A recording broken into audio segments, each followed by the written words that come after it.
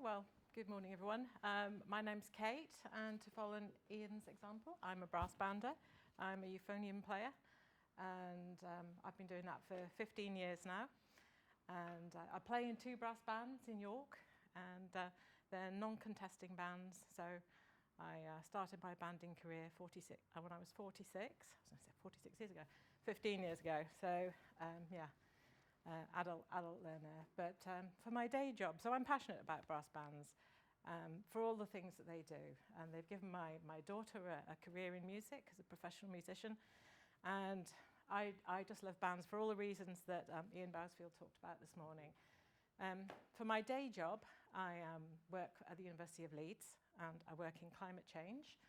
So I'm not a scientist, but I work in climate change communications. I work in place-based climate action, and I also work for a project called the UK Climate Resilience Programme. So, yeah, it's quite heavy. It's quite full on, but I love that too, because we're working on solutions and trying to make a difference, which is what it's all about for me. So that's just a little bit about me. But so why should brass bands engage with the climate crisis? Do you want to? Thank you. So when I mentioned that I was doing this talk, one of my conductors, who Jack Capstaff actually happens to know, commented on Facebook, "Oh, I'd like to see the Venn diagram of that one." So this session is going to be a little bit interactive. I'd like some volunteers to suggest what might be in the intersection there in the middle. Hot air. Nope. Yes. Waste? Not in this instance, but it could be, I guess. That wasn't what I was thinking of. Emissions? Comes into it, yeah. It's more fundamental than that. Responsibility? Yes, getting warmer, definitely, yes. Well, I think the intersection there is just people, right? Because we're all people. We're brass and percussion players. We play in our bands, but we're all people, and the climate crisis affects everybody. But, you know, when we talk about climate change, you hear a lot about weather and extreme events and all the rest of it.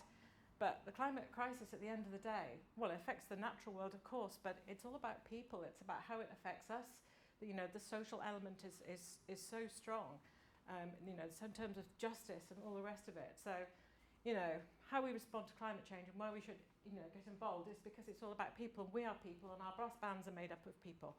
So it's kind of really as basic as that, in my opinion. But, you know, I have to say, equally wearing the 2 hats, I've tended to keep them separate because I like to relax when I go to band and not think about all the stuff I've had to do during the day. But I think it's time that I need to change that.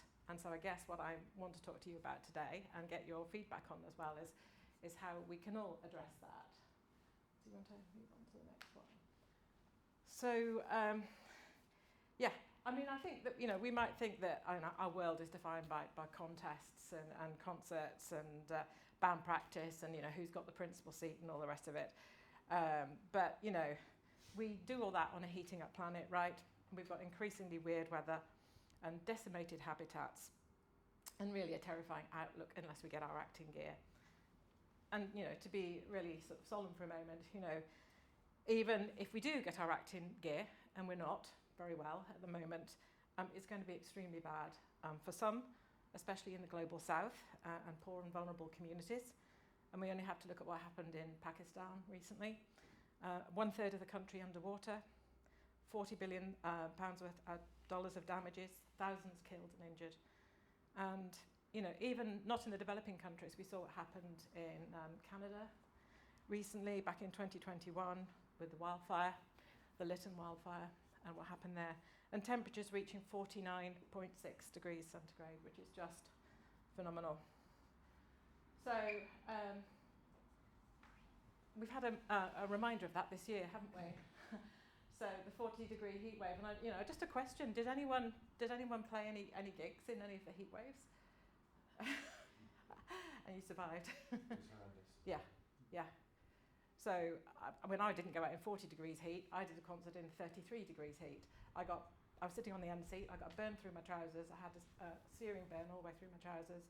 I drank about 2 litres water, and I still went home with an absolute thumping headache. And I was being careful. Heat is dangerous, and it is going to get a lot worse. So, you know, just on that global heating side of it, you know, we did have a red alert, and that was, there's a definition there from the Met Office, when a heat wave is so severe or prolonged that its effects extend outside the health and social care system, and at this level, illness and death may occur among the fit and healthy and not just in a high-risk group. And just on that, I won't go a lot onto the climate science, but scientists do attribution studies now, and they've shown that the heat wave was made at least 10 times more likely by human-induced climate change, and that also, you know, we couldn't possibly have had those kind of temperatures pre-industrial revolution when we started producing our greenhouse gases. And the other thing is, if we don't act, Met Office scientists have shown by the end of this century, 40 degrees C, you know, are not going to be, you know, it's going to be around the norm if we don't reduce our emissions. So, very serious picture. So, to move on. So let's just look at some brief future headlines for the UK. So, you know, these are the headlines: warmer, wetter winters, hotter, drier summers. By 2050, which is only 28 years away, every other summer could be as hot as 2018. And just to remind you, because we've already sort of gone higher than that, but 2018 was the joint hottest summer on record for the UK and hottest summer in England then, and temperatures were 35 degrees plus.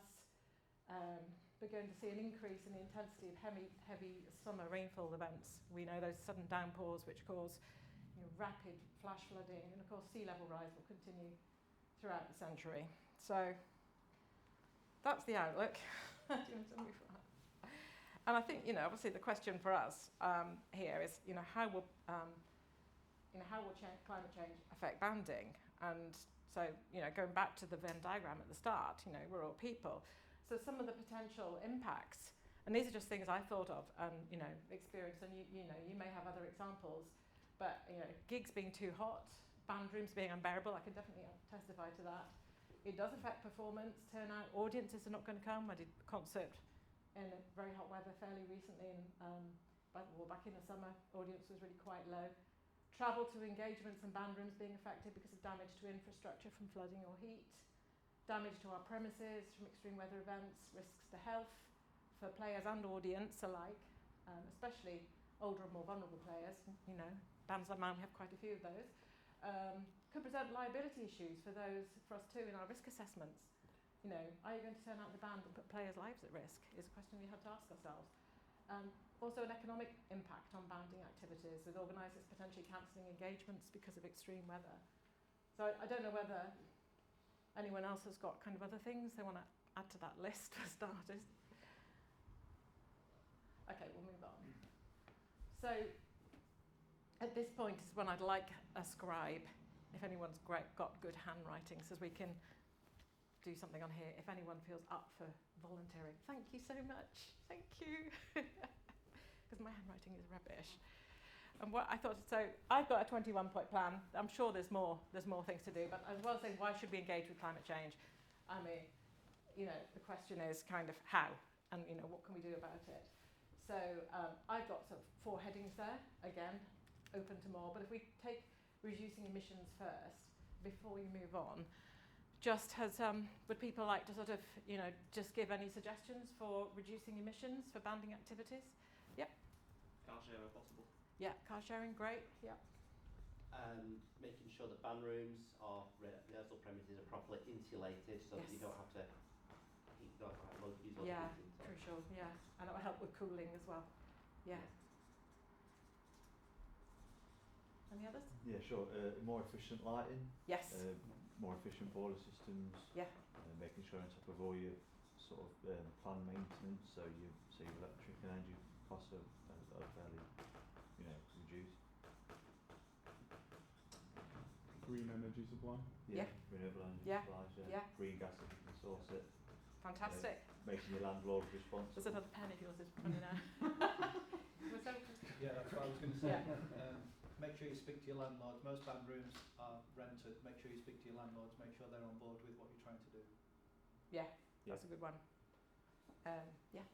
Yeah, I know it's a fine line, but yeah, bands do want to travel, they want to tour to other countries, and but ultimately when it comes to sort of performance opportunities, try to do more and encourage players to stay in their own settings and also effectively play local where they can, rather than doing journeys over the Pennines for, you know, some Brilliant. Yeah. Or do virtual concerts. Yes. Thank you. Yes. Yeah. I also think on travelling to, you know, concerts, for example, you know, why send a half-empty coach if you've got two bands from the same place that need a coach, you know, combine up and suddenly you've half the emissions then. Yeah. Fantastic. That's great. Do you want to go on to my next slide? And so here's the ones I've got. So we've already got some more than the ones I've mentioned. So yeah, we make electricity use in band rooms. I mean, obviously a lot of this is going to be cost dependent, right? We know that.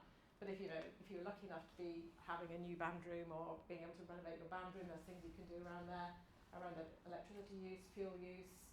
If you're lucky enough to have a kitchen, travel is a really key one, and that's travel by players, but also travel by audiences, and encouraging audiences to use sustainable modes of transport to reach the venue.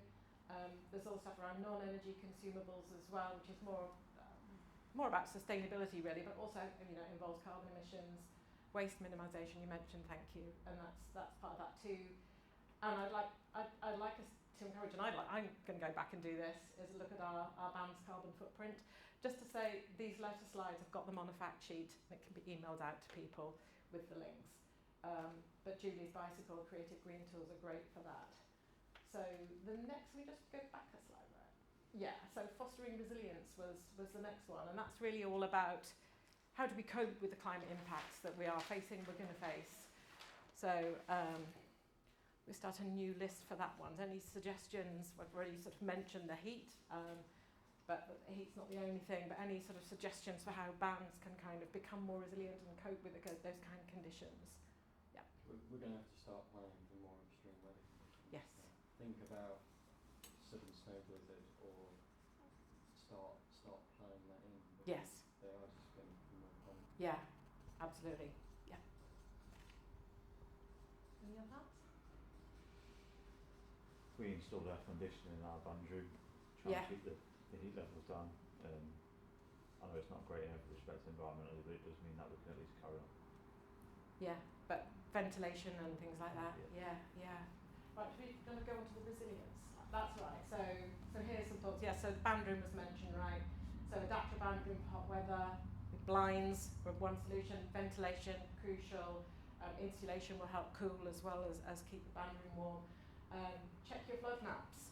Is your band room vulnerable? One of our, I'm in York, central York. Well, it hasn't reached us yet, but on the other hand, the outlook for York isn't good if we don't change our ways. So, but anyway, do you need a plan for relocating your instruments or anything like that? Do you know how the flood plan? You've had a look at it for your area.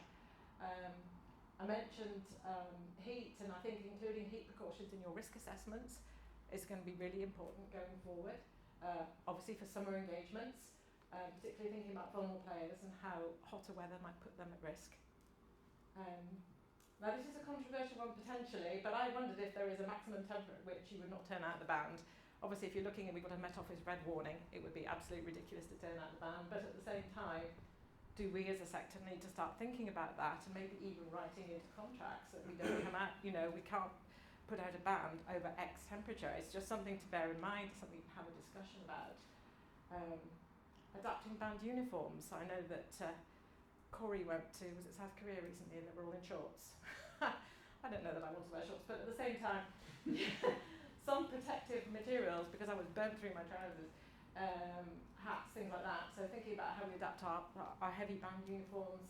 And my own band has a gazebo, which is a bit falling apart now, but it is totally brilliant. And if your band does not have a gazebo to keep you kind of sheltered in for outdoor engagements, I think that's something to really think about. So I don't know whether anyone else has got anything to add to that list on the resilience side.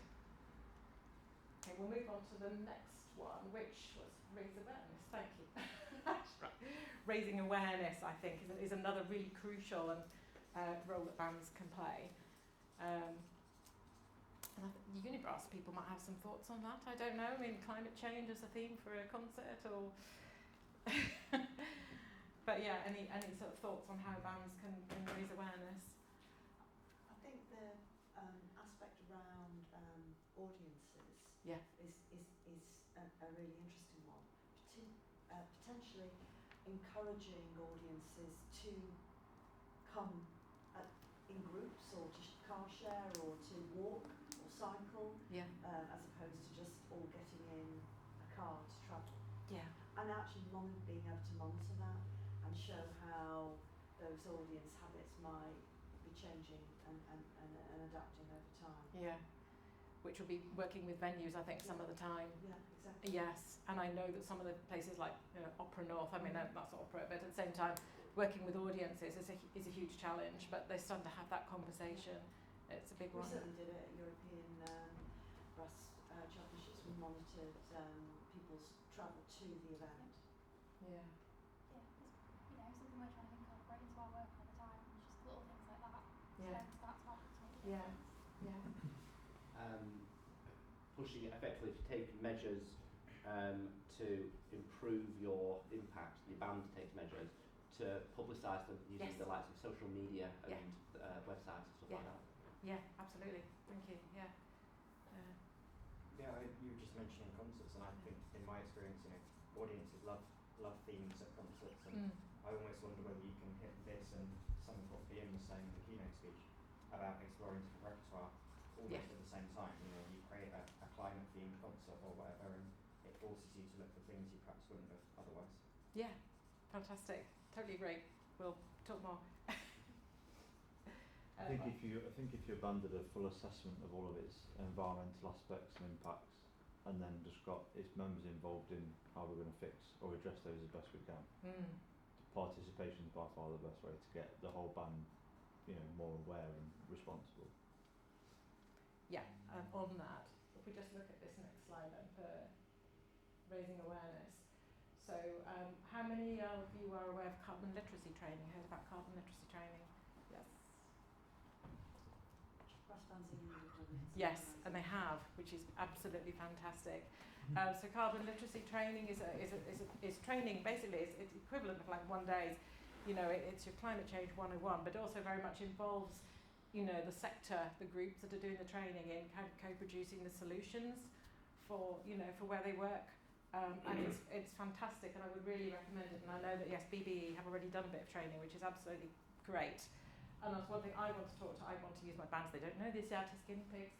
To talk about doing carbon literacy training, and that's where we can have those conversations that you talked about, and kind of getting you talked about like getting players involved.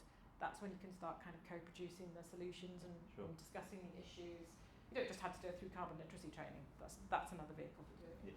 What I found particularly interesting about the carbon literacy training was what you could do with small individual impacts. Yeah. So nothing to do with the organisation as a whole, but actually even by changing your bank and who you bank with, to avoid actually going with banks that invest in fossil fuels. Those very, very kind of small little changes that you can actually make straight away. Yeah. Cabba, yes. I hadn't even got that one down. That's fantastic. Yes, thank you. Yeah. I think within the brass band movement as a whole, we just started talking about programming, forging international links, maybe sort of doing kind of a relationship with bands that in other countries that are feeling the impacts of climate change more, promoting doing themed events, concert pieces, even the contest pieces were mentioned earlier by Ian, and they've done all sorts of pieces in the proms as well. But I don't know whether anyone remembers Brass the Baton back in 2012, which was a brass band project. Something like that you can have a piece of music that goes around all of the bands. You could link it in with a key event like one of the COPs. So all sorts of thoughts around that. And I was so pleased everything that Ian was saying about communities, because actually resilience is about the resilience of the community overall. And we are part of those communities, we entertain them, we celebrate, we mourn with them, we take them on Remembrance Day parades and all those kind of things. We're rooted in our communities and we come from our communities. So actually just supporting local groups and organisations, whether or not they're doing anything climate related, when they ask for us, if we can be there, that is part of resilience of the whole movement, I believe. And then also, raising awareness with audiences, as was mentioned, through programming, through saying this is what we're doing, this is why. And if we do a theme concert, maybe talking a little bit about it in between pieces or something like that. So just some thoughts from me on raising awareness. And then we've got one more. I think brass bands have the great potential to be agents of change. So kind of segues on from raising awareness. So any thoughts on how bands can be agents of change? I think they should be, to be advocates Yes. for the movement as a whole. Yes. I mean, as Ian was saying this morning, by telling people they're doing it wrong is not the approach. By leading by example is the approach. Yeah, I really like that. Yeah, no, you're absolutely right. Thank you. We'll go on to the... Okay, so the cultural sector, and I mentioned that BBE had already done some carbon literacy training. In fact, they did it with SAIL, which is Sustainable Arts in Leeds. They're a great organisation. But, I mean, the cultural sector is really leading on climate change awareness and doing fantastic things. Sports as well, but cultural sector particularly. And I think, so there's some examples. Music Declares, Emergency, Julia's Bicycles, fantastic place for resources. SAIL I mentioned, here in Greater Manchester. You've got GMAST, which is kind of doing the same kind of thing. So a little challenge, like I looked on Music Declares, there's classical declares. I haven't seen a brass declares. So I'd like to propose brass declares, frankly. So I think, as you say, it's being advocates, isn't it? So I think that's one way we can be agents of change. Greening the banding movement, I think it's so interesting. We've come from a fossil fuel, in our heritage is sort of, linked in our traditions with the fossil fuel industry. Came out of the mines and the collieries. And now I think, our story can be one of change, honour that heritage, but at the same time show how moving forward. So I'm not talking about kind of green politically, I'm just talking about generally that kind of clean energy, that embracing the 21st century, and being kind of ambassadors for the tradition, for the transition to net zero emissions, which is where we need to be by 2050. Net zero emissions, if we are going to have any chance of keeping climate change under 1.5 degrees, the rising temperature to 1.5 degrees. I don't think we'll manage that anyway, but we've got to try our best. Every degree that we can limit warming, the better for people around the globe. And I think the other thing I just wanted to suggest was about, this is a way we can empower young people and also I think grow the movement. Climate change is a key concern, but I mean, I think most of us are concerned about climate change. If you look at the stats coming through in the public, the Bayes Public Attitudes Tracker, concern is consistently high and getting higher, especially after the heat wave that we had. But obviously it's a key concern for young people. I work with a lot of young people, so being at a university, I know how much it affects their mental health. You're also talking about mental health and all the rest of it, and the eco-anxiety that they face. Adults have it too. But I think, again, recognising, drawing those connections, going back to that Venn diagram, is something that I hope, especially if we involve young people, can resonate and make us, going back to that, what have we got? Have we just got tradition? No, we can offer so much more than that.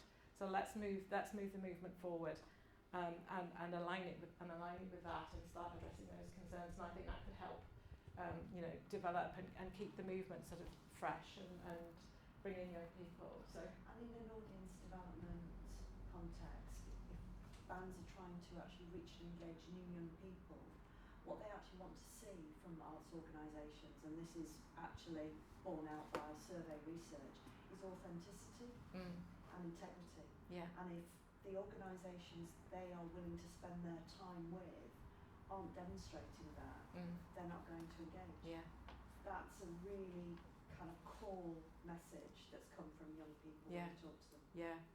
I like that we're doing this double act.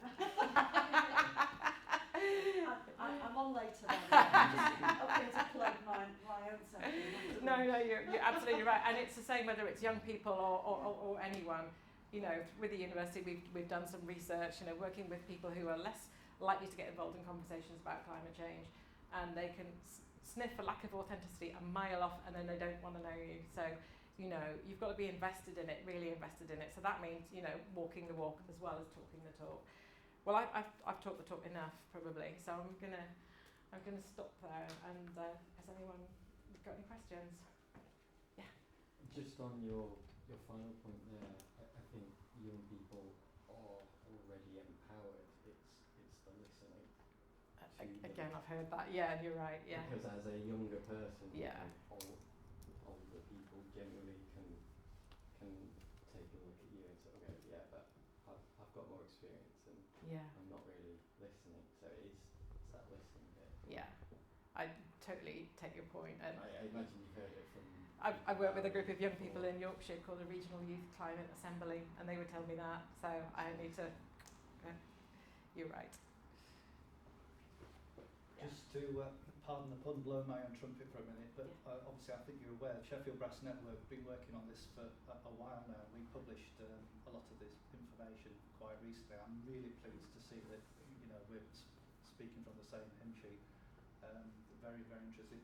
Two things that we thought would help bands to get on board with this, because I think sitting in this room now, we can see this is not really a hot topic, and I would hope that, you know, this is the first step in making it so.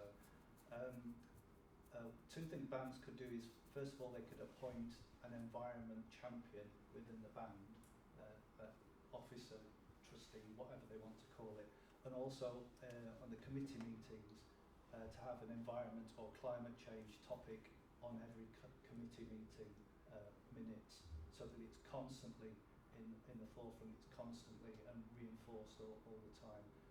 I think we just got to get it going, and that's where we need to move forward. And that's someone taking responsibility for it and making sure it goes on the agenda. Yeah, no, really good point. So as well, I don't know if people are aware that BBE run a crowdfunding campaign every year, and this year crowdfunder does match funding as well. So if someone donates £10, they'll match it £10 up to the price of £250 per donation. And this year they're taking special interest in projects that are focusing on environmental issues, especially, you know, improving band rooms to make things more insulated, things like that. So, you know, if you want to get your foot in the door in starting making Excellent this timing. Yeah. then please do come along to some of these crowdfunding sessions we've got on Wednesday. Little plug. Brilliant. There you go. Okay, I think that's it. Well, thank you, Kate, for such a great talk. Thank you. Thank you.